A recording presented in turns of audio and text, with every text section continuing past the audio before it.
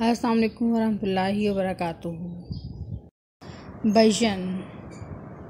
Vision means obvious, clear, distinct, noticeable or visible.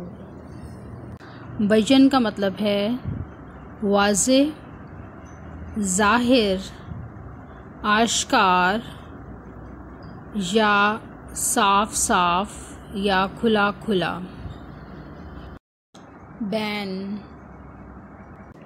Ban has two meanings.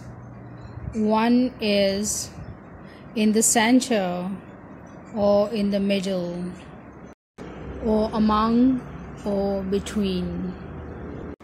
And the second is the sentences that are uttered during ritual mourning or wailing over the dead. بین کے دو مطالب ہیں.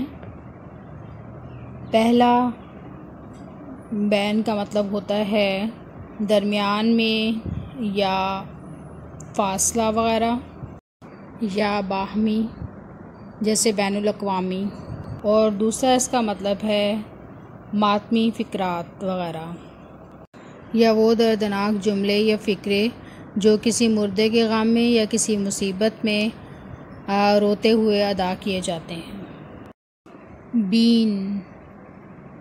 Bean means dried goat root or snake charmer's flute. بین کا مطلب ہے سپیرے کی بانسری یا باجا وغیرہ.